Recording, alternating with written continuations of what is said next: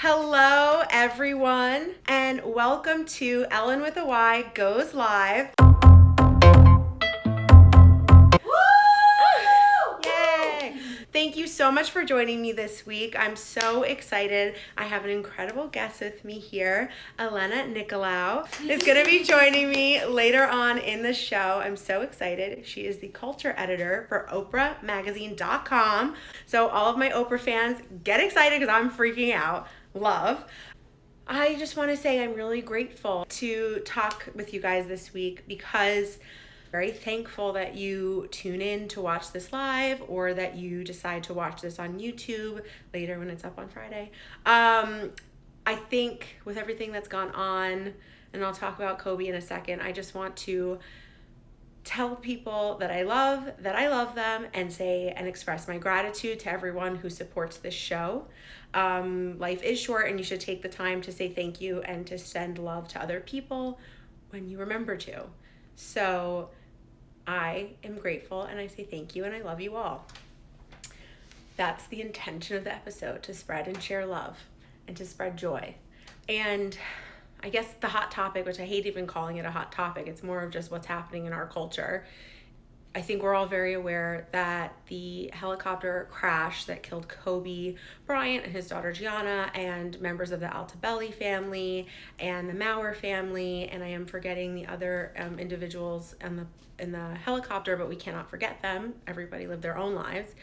It's very tragic and very upsetting, and there's a couple of things that like come up for me at least about the whole situation. So it's difficult when someone that famous is involved to remember that there were a lot of other people and a lot of other families and lives affected.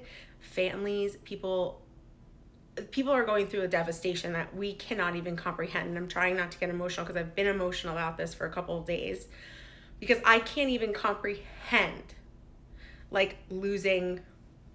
So I can't go there right now because I could not even imagine it, but we have to have compassion for everyone in this situation and everyone that's going through this. And I think that a lot of people have a hard time understanding, well, you didn't know him personally, like how can you be so affected? And I think that when someone like Kobe passes away, I think someone who has created culture and ripples in your world, you feel it. I think when someone and a family and children die and in such a excruciating way, I can't help but feel affected and feel sad for the lives that didn't get to be lived to their fullest potential, sad for the people that are left here that have to deal with this pain and this hurt. I feel sad for the future for women's basketball. Like Kobe's daughter, Gianna, was going to be like a really incredible basketball star, and what Kobe was going to be able to bring to women's basketball, is unmeasured. We have not given the women's basketball, the WNBA, our country has not given them a fair shake. We don't give them no airtime, no sponsorship deals. And what he would have been able to bring to that arena with his own, athletic excellence and what he knows about sponsorship deals. And it's sad to see that potential is kind of falling now. I think also something interesting that came up and I've been talking about with people is that, no one person is just one thing. There is dark and light in everyone. And I think that on the day or the day after his death, it's difficult to remember the controversy and remember the hard stories and headlines that happened years ago. But we can't ignore what and who he was and what his life experience was. I read a really interesting article by a woman named Jill Filipovich, where she talked about how we don't do a really good job in society of kind of eulogizing people without heroizing their story. And that's not even a word, but I like to come up with my own language. And you can't tell a story without the dark and the light parts of a person. And he did do things in his past that we would all rather not even think about, which is so upsetting and so sad. But you can't ignore that when telling this story. He wasn't all good or all bad. I think that in interviews I've seen, he was an exemplary father. From what he would say in interviews, it sounded like him and his family were able to come to a place of love and understanding and move forward, and he prioritized his children. And I think that that's a really great example. So you can have a complex thought or opinion about someone, but they're not all just one thing. So it's really hard. It's really sad. I think everyone feels really, really bad for all the people involved. And I'm just sad for what could have been for these 3 young girls that were on the helicopter, and they don't have their chance. And so it's just a reminder to everyone. Ooh, sometimes I get so emotional on this show, but it's just a reminder to everyone it's a reminder to tell the people that you love them. And I love you guys. So, moving on. Oh my God, I never get this emotional. Okay, moving on into lighter topics, because you have to live and you can't stop living. I have my what to watch segment of the show, and I binge watched pretty quickly Cheer on Netflix. I feel like a lot of people have been talking about Cheer on Netflix, and it is a short series about this cheerleading squad team from Navarro College. They're like the best in class cheerleading squad. It's a 2-year college, and they all have very unique stories and where they come from and the hardships that they've had to endure. And they are now out here cheering and giving all they have to a sport that does not have a real future for them post-college. I like college sports and athletes because there's something romantic and poetic about giving your all to a sport that you may never play again. Yeah, a lot of people think they're going to go into the NFL and the NBA. A lot of men think that they're going to go on and play professionally, but when it comes to sports that don't really have something post-college, in particular for women, it's sad, but it's amazing. They give all of themselves and then it's over. And so Cheer, these people had such unique, interesting stories, and they came from such very varied backgrounds and really hard backgrounds, and they just gave it their all, and they're very feisty, fun people, and I think that you should just take a look at Cheer. I was crying, and you don't have to like cheerleading. You don't have to know anything about cheerleading, and you'll have a very real appreciation for the sport after the fact. And it's not cheerleading like the Dallas Cowboys cheerleaders. It's like cheer, sport, tumble, throw people in the air. People were like dropping like flies with injuries. It was crazy. It was very intense. So that is my what to watch. It's moved me into my food for thought. I got to be in the same room as Noah Centineo. It was a year-long dream of this show. I talked about him every week on this show, and it was cool. So I went and saw him at the 92nd Street Y talk that he did. He was billed as actor and activist, and like, that's cute, like, be who you want to be. I think he is an actor. He has a lot of downtime on sets when they're waiting in between scenes, and he's in his trailer, and I think he's had a lot of time to read. I think he's had a lot of time to himself. He has admittedly had some pretty dark times, and he has had some issues with drinking and trying drugs, and he decided to be sober and abstain from a lot of things for a year when he turned 21. And I think in that time he turned to books, and those books were philosophy books and books and self-care and self-help. And I think that by now, the age of 24, he may fancy himself a young philosopher, if you will. I don't know. I felt like I was at a Pretty Boy TED Talk. Like, it was literally, he was talking, and he would take a long time. He was very long-winded with his responses. It was a really long-winded way of telling a story, but he never lost his train of thought, and it wasn't like it didn't make sense. It was just like a really, it was very loquacious, and just, it was a bit much. And there was all these girls screaming, and I was like, compose yourself, like, to the people around me. I was like embarrassed. So seeing him was good. He's still cute. He's never not going to be cute, but I think I'm pretty, like, this puts it to bed. You know, I had to do a service to myself to see him in public in a shared oxygen setting, but now it's over.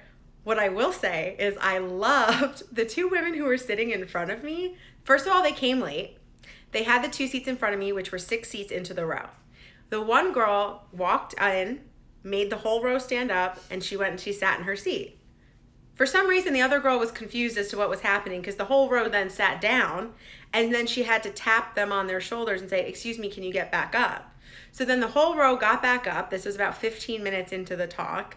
They got back up, and so she could go and sit. And then there was 4 open seats, and she was like fussing with her printed out ticket, trying to figure out what seat she should be in, until her sister just pulled her down by her sleeve and was like, doesn't matter. Fast forward, she starts putting her hair up, putting it down. I said something to my friend that I was with, Sarah, next to me, and this girl started talking to me and engaging with me, and I was like, I don't know you. We're not talking to each other. What's happening? I'm watching him. Midway through, I look down. She's fully passed out asleep on the seat next to her. She's fully laying down, like arms like this, sleeping, and her sister's like sleeping. Are you for real? You came late, now you're not even paying attention? The girls that were sitting next to us were laughing so hard, like, you know the muffled you're not supposed to laugh? She laughed so hard she let out a screech and woke the 2 girls up. Noah's like, what's going on out there? It was so funny. And then when it was all over, everyone was like leaving, got up, and I was like, he really is tall. And the girls in front of me turn around and they go, Chris Hemsworth's really tall. Like, just like that. I was like, oh, really? Yeah, he is tall, isn't he? Yeah, my friend met Alex Skarsgård. He's tall, too. Like that. I turned to Sarah, I was like, we gotta go. We gotta go. We gotta get out of here. They're like, we're from New Jersey. And I was like, oh, my God, this is so embarrassing. Of course they're from New Jersey. I'm like, my people. I was like, my people. This is so mortifying. I don't know. It was so strange. So that's my food for thought. I was giving you the last final update on Noah Centineo. I'm gonna watch To All the Boys I Love before the second one, and then I'll probably talk about it one more time, and then that'll be it until the 3rd movie comes out. But then that'll be it. Unless He-Man actually happened. No, I'm just kidding. It really will. This is it. So that's the end of my food for thought segment, which means I am bringing my guest onto the show, Elena Nicolaou. Please come and join me. Here, come on up. Yes, I'm here. Oh, I kind of look like I'm in the Addams Family. Like, no, why do you think that? Because my mom got me this amulet for Christmas. An amulet? She calls it a necklace. I call it an amulet. I think it's bewitched. Oh my God. That reminds me of Charmed. Yes, they had amulets. Look like a Charmed sister in this Run the Runway. Oh, very. So I've kind of like paid for my black glamour. Oh, I love it. You look good. I like your hair. It's cute. Thank you. So everyone, this is Elena. You can follow her on Instagram at Alina Wonders and Books and Elena. Yeah, follow both. Okay, follow both.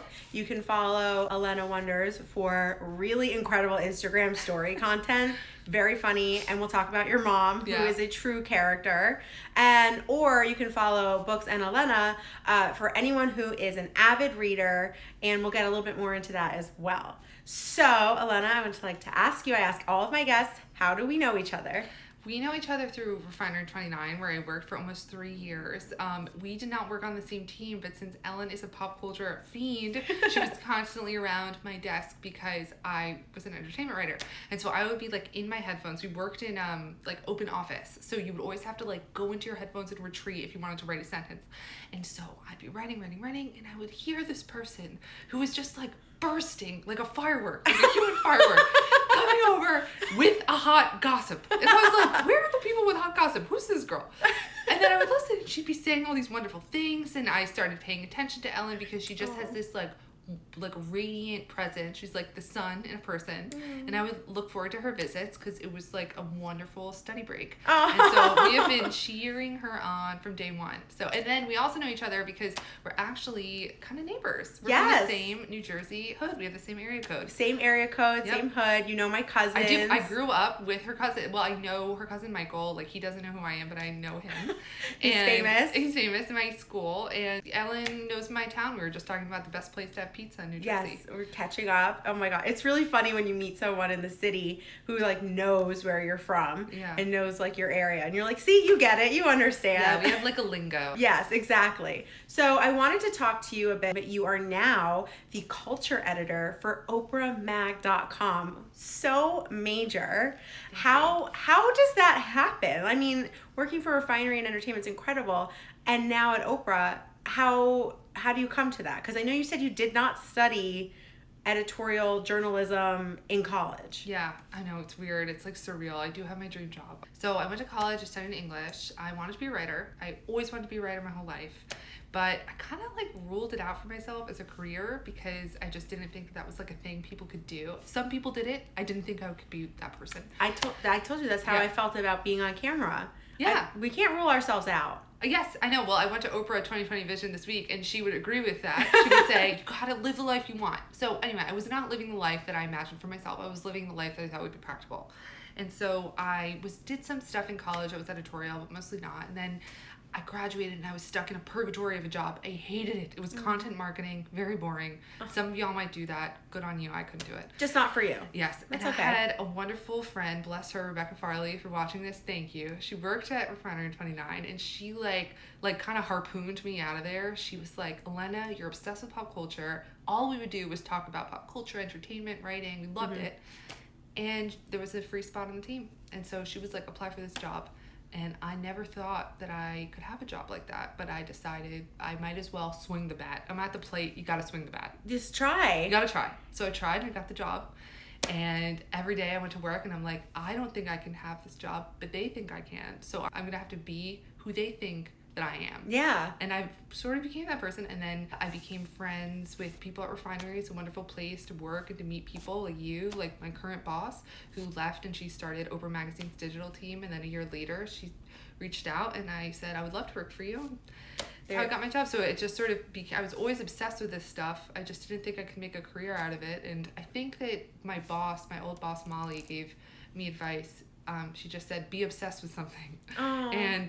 And you never know what can happen when you're obsessed with something. And so you're obsessed. You love pop culture. You love books. I love books. Can you tell me a little bit, like, what does being the culture editor entail? Because you cover so many different topics and meet so many cool people. Yeah, it is a really fun job. I mean, it's definitely about consuming the things that are coming out, which are just coming out at an unprecedented rate. Like every time you go on Netflix, there's something new and you're dying to watch it, and you wish that the day had 32 hours because the day does not have enough hours for binge watching schedules, frankly.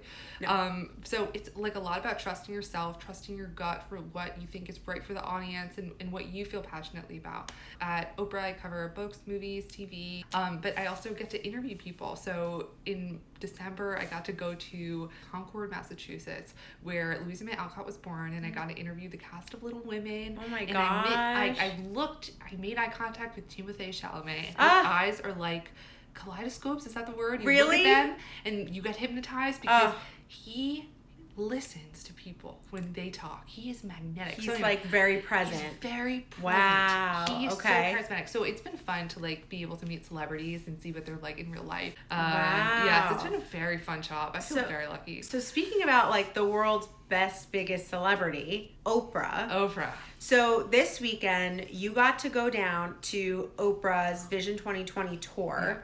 With your mom. Yeah. You got to go with her, and you took over Oprah Mag's Instagram stories, which was it was hilarious, your coverage. I loved it. How did you wind up going down there? I mean, you work for Oprah Magazine, but how did you wind up going down there, taking over the account and meeting Oprah?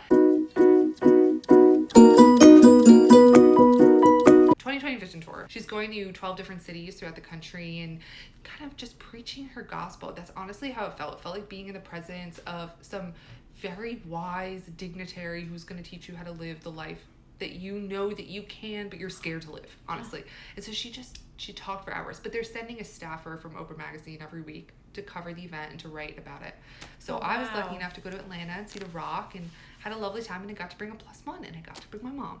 And my mom is my Oprah. She's my personal Oprah, and we got to meet Oprah, and it was awesome. It was just really fun. Oh my gosh, that's so exciting. Yeah. Was it just like a positive vibe in the space? Very much so. I mean, we were constantly chatting with everybody around us. We were dancing. The woman next to me was named Tina. She was my friend, and she was just like really vocal. She was participating the whole time, and we were participating with each other, and you just felt The Rock when he came on. He was using this word mana, and I think that it's was a word that he says comes from Samoa. I don't Samoan, yeah. Yeah, Samoan. And he says it's just like a feeling of love, and he felt that in that room, and which was important because his father just passed away. Right, and he said I needed to be in this room. I needed you. I needed this mana, and I was like, wow, because that's how I felt, and I was bowled over just by the energy in the room of people coming together to just like become better, you know? Speaking of Oprah, and she's someone who loves books, and you're writing about books for oprahmagazine.com, can you talk a little bit about what Books and Elena is on Instagram and like why you're so passionate about books? My sister is an avid reader, so I feel like she can relate to what you're going to talk about. Yeah, so I'm just been obsessed with books my whole life. Like I think that I've lived a million lives because I've read a million books, not actually, but I just love reading, and I've always have. So Instagram has a very thriving book community, and I decided to get involved. I used to do a traditional book Instagram and take pictures of the books I was reading, and I got lazy and I started making memes about books instead. But I Instagram a lot about the books that I read because I love readers. I like being involved in that community, and I think that I think people are really reading now. I think it's like a beautiful thing. So if you ever need a book recommendation, DM me and I will. It's my superpower. There you go. Giving people books. I love that. I love that. How sometimes I think people have a hard time like diving in and like starting reading again. What is like a good tip to just get back in there? Totally, yeah. It's a lot about like incorporating it into your routine. When I was at Refinery 29, I did a story about that, like how to read again. Because I think that we're always on our phones. Our phones are distraction machines, and reading requires a different kind of attention. So two pieces of advice. I would like really block out a chunk of time, like 30 minutes or something, where you can just sit and read the book and get into it. Put away your phone if you have to, and read before you go to bed, but like more than 15-minute chunks. Then the second piece of advice, read books that you like reading. Yeah. Don't push yourself if you don't feel like reading, Pride and Prejudice. Don't. Read what you find interesting and find what you're obsessed with, and that's good. I just think it's a good way of exercising your brain in a way that's different than our really fragmented attention calls for. I think reading is like crucial. Yeah. Oh, I love those are really good pieces of advice. I'm getting into reading. I'm reading on a Kindle, and when I can't love my Kindle. Yeah, I love it. And when I move too many times to bring books again. I can't take books anywhere. And I also have the Kindle app on my phone, so when I don't have my Kindle, I can still pop the book up and get a couple minutes in if I'm on a subway or something. Yeah, I always say I'll never be socially awkward again because I always have a book on me because I take my Kindle and my book, and so there you never go. have to be bored again. I love that. So I wanted to talk a little bit about quickly on your main Instagram. Why is it that your mom is the perfect Instagram story character? So please follow my Instagram if you want to just laugh. My mom is a very funny woman. She doesn't try to be, but she is. And I mean that with all the love in my heart. She's just a wonderful person, and she's unabashedly herself, always giving advice, always just being her extra self. And so I think she's amusing. My friends think she's amusing, and I thought the world might as well. There you go. And she loves Hammond for the camera. She's a big character. She now has fans who've never met her. I'll meet people, and they'll say, I know you. I know your mom. Oh. It's very sweet. I just like being able to share her with people, honestly. She has good mana. Oh, good mana. Good mana, Mom. I love that. So definitely, guys, give her a follow. Lisa has a magnetic personality. Oh, Laura. She does. I love that. It's so sweet, and I love seeing people who have like close relationships with their families share that on social media. I think it's like really special and enriching. I'm very close with my family, so I can really relate to that. So I appreciate it. I'm so excited. We have a couple more minutes left. I want to play a quick little game. We play Would You Rather every week, and I got this book from my brother. From my brother-in-law and my sister, and you get to pick a number, any number between 1 and 3,000. 42. 42. Okay, give me Checker's Guide to the Galaxy reference. I know my people are out there. My sister and my brother-in-law will get that. Okay, 42. Would you rather be a famous soap opera star or be given the chance to direct a major motion picture? Well, I don't know how to do either. That's a really hard question. I definitely would need directing experience first, but I think ultimately I would rather be directing. Directing? Yeah. Okay. I think that would be really a cool experience. I would pick soap opera star. Of course you would. Shocker. Not soap operas. Of course you would. I feel like that's not a shock at all. But okay, also, not just because I want to be in front of the camera and act and like do, but I feel like if you have like a shot at directing a motion picture and it fails, it's like they don't give you another shot. But if you're a famous soap opera star, I could use all of that cachet to like get some side projects going and maybe produce something. For Ellyn, you could just use it as a vehicle for your literally, your Instagram story. I become Kelly Ripa. I go for my soap opera. She's from New Jersey. She is serendipity. Kelly. Put it on the vision board. Put it on the vision board. Put it on the vision board. I am manifesting left, right, and center. Okay. So that was our little game. I want to say thank you to Elena. Thank you for having me. Thank you for coming on the show. Thank you to everybody who tuned in this week and watched live. And I am so excited. And if you don't watch live, or you know people that don't watch live, please tell them to watch the show on Fridays when I post it to YouTube. I am being vulnerable and reaching out to my community and asking you to share and spread the love. And I thank you for doing so. I'm grateful that you are watching this week over week, and I can't wait to see you guys next week on the show. Bye. Bye. Hi everyone, thanks for watching. To subscribe to my channel, click here. And to watch more videos, click here. Be sure to like, comment, and hit the bell so you get notified every time I upload a video. Sit down, choosing